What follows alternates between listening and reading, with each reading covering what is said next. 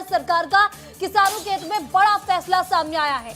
आपको बता दें कि सरकार ने 50% से 300% तक बढ़ाए सर्किल रेट। किसानों को भूमि अधिग्रहण पर 3 गुना मुआवजा। जहां शहरी क्षेत्रों में जमीन के दाम में 20% बढ़ोतरी की गई है, तो सर्किल रेट बढ़ने से मकान और जमीन के दाम बढ़े हैं। 2017-2018 में आखिरी बार सर्किल रेट बढ़ाया गया था। तो इस वक्त की बड़ी खबर आपको बता रहे हैं, जहां किसानों के हित में बड़ा फैसला लिया गया है। सरकार ने 50% से 300% तक सर्किल रेट बढ़ा दिए हैं। किसानों को भूमि अधिग्रहण पर 3 गुना मुआवजा दिया जाएगा। तो छत्तीसगढ़ की बात की जाए तो रायपुर समेत राज्य भर में नई कलेक्टर गाइडलाइन लागू कर दी गई है, जहां रायपुर, बिलासपुर, दुर्ग, भिलाई और अंबिकापुर समेत कई जिलों में जमीन की कीमत 10% से 100% तक बढ़ा दी गई है। छत्तीसगढ़ में आखिरी बार 2017-18 में कीमत बढ़ाई गई थी। 2018-19 से कीमत में यहाँ कोई बदलाव नहीं हुआ और लंबे समय से जमीन की सरकारी कीमत नहीं बढ़ने की वजह से बाजार भाव और सरकारी कीमत में बड़ा अंतर हो गया था। इसके अलावा सड़क पर, और आपको बता दें, सड़क से 20 मीटर अंदर की जमीन की कीमत असंतुलित हो गई थी। इसका सीधा असर आम लोगों पर होगा। प्लॉट, फ्लैट, मकान और दुकान खरीदना भी महंगा हो जाएगा, क्योंकि जमीन की कीमत बढ़ने की वजह से सरकारी और प्राइवेट बिल्डरों को मकान भी महंगे मिलने वाले हैं। इस खबर पर ज्यादा जानकारी के साथ हमारे सहयोगी रोहित मिश्रा हमारे साथ जुड़ चुके हैं। रोहित, किसानों के हित में एक बड़ा फैसला लिया गया, जमीन के सर्किल रेट बढ़ा दिए गए, 50% से 300% तक रेट बढ़ाए गए हैं।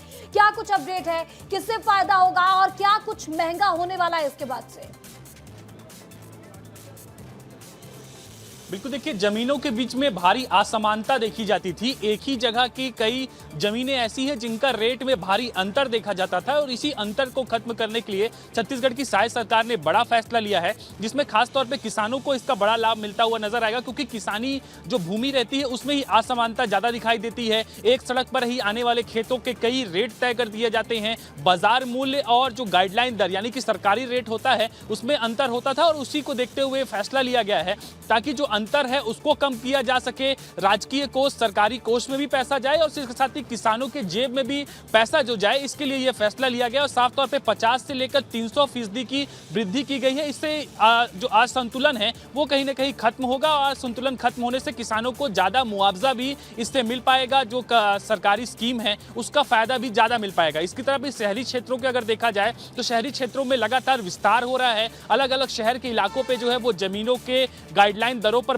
जो है बदलाव करने से कहीं ना कहीं उसका फायदा ये होगा कि जो यहाँ पर जमीनों के भाव जो बाजार मूल्य है उसकी तुलना में सरकारी रेट क्योंकि कम होता है, तो ऐसे में उसकी गैप जो है वो गैप कम होगा। इससे फायदा जो है लोगों को मिलता हुआ जो है वो नजर आएगा। तो साफ तौर पे प्रयास ये किया गया कि बाजार मूल्य और जो सरकारी मूल्य है वो एक जैसा रहे, समान रहे, ताकि किसी भी तरीके की ना तो पंजीयन में दिक्कत हो, यानी कि जमीन के खरीदने में दिक्कत हो, ना किसी तरीके की दिक्कत हो। खैर, इसका दूसरा पक्ष ये भी है कि इस फैसले के बाद में रजिस्ट्री करवाना थोड़ा महंगा साबित लोगों के लिए हो सकता है, क्योंकि सरकारी मूल्य के आधार पर ही रजिस्ट्री तय होती है। तो ऐसे में रजिस्ट्री करवाने पर थोड़ा जो है वो ज्यादा मूल्य लोगों को देना पड़ सकता है, लेकिन इससे कहीं ना कहीं फायदा जो है वो होता हुआ नजर आएगा। और इसको लेकर मुख्यमंत्री विष्णुदेव साय ने भी कहा है कि लंबे समय से क्योंकि बदलाव नहीं हुआ था, इसको देखते हुए बदलाव किया गया और इससे निश्चित तौर पर आगामी समय पर फायदा होता हुआ नजर आएगा। महिमा।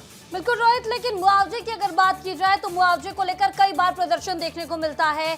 लोगों का कहना होता है, किसानों का कहना होता है कि हमें सही रेट नहीं मिल रहा है हमारे भूमि अधिग्रहण का। तो क्या इस फैसले के बाद से किसान खुश होंगे? जो भूमि अधिग्रहण के बाद जो मुआवजा मिलता है उसके लेकर जो लगातार विरोध प्रदर्शन होते हैं वो भी कम होते नजर आएंगे? निश्चित तौर पर बहुत बड़ा फायदा किसानों को मुआवजे को लेकर होगा, क्योंकि उसमें समानता आ जाएगी। कई बार यह होता है कि एक ही गांव की कई जमीन को अधिग्रहण किया जाता है, और अधिग्रहण करने के बाद में उन जमीनों का रेट क्योंकि अलग अलग रहता है, उसका पटवारी स्तर पर, तहसील स्तर पर, जिले स्तर पर जो रेट है वो तय होते हैं। तो ऐसे में उसकी जमीन के रेट अलग होते हैं। तो सोचिए, अगर एक प्लॉट है, वो एक प्लॉट के बाद 2 प्लॉट छोड़ दिया जाए, तीसरे प्लॉट का अलग रेट है, तो ऐसे में विवाद जैसी स्थिति भी बनती थी। तो लेकिन अब एक जब सरकारी रेट तय हो जाएगा, उसी रेट के आधार पर पूरे क्षेत्र के जमीनों का रेट तय होगा, तो निश्चित तौर पर यह विवाद भी खत्म होगा और किसानों को भी अच्छा मुआवजा मिलता हुआ नजर आएगा। और खास बात यह है कि सरकारी रेट बढ़ने के बाद में इस जो मुआवजा वर्तमान समय पे मिलता है उसका 3 गुना से ज्यादा जो मुआवजा है वो किसानों को मिलेगा, जिसका वो उपयोग कर सकें। तो कुल मिलाकर उनके लिए बहुत बड़ी राहत वाली खबर है, क्योंकि जमीनों का रेट एक जैसा होगा, समान होगा, एक परिस्थिति में एक जैसा ही रेट तमाम किसानों को मिलेगा। बिल्कुल रोहित, अगर शहरी क्षेत्रों की बात की जाए, शहरी क्षेत्रों में भी 20% दाम में बढ़ोतरी देखने को मिलेगी। जमीन के दाम जब बढ़ेंगे तो शहरी क्षेत्रों में क्या मकान, दुकान और फ्लैट्स लेना महंगा होगा? क्या लोगों पर भी इसका असर पड़ेगा? निश्चित तौर पर इसको महिमा इस तरह से भी देखा जा सकता है क्योंकि शहरी क्षेत्रों में लगातार उसका विस्तार हो रहा है। आउटर की कॉलोनियों में मतलब आउटर के इलाकों में कॉलोनियां बस रही हैं, तो ऐसे में वहां पर रेट का भारी अंतर आता है। कई रायपुर के इलाके ऐसे हैं जहां पर बाजार मूल्य 300 से 400 रुपए है, लेकिन वहां पर दलाल या फिर माफ कीजिएगा सरकारी रेट जो है वो 300 से 400 रुपए है, लेकिन दलाल उसी तो जमीन यहाँ का पर किसानों को फायदा मिलने वाला है और ये जो फैसला है वो छत्तीसगढ़ की जनता के लिए बड़ा फैसला है। इस तमाम जानकारी के लिए आपका बहुत बहुत शुक्रिया।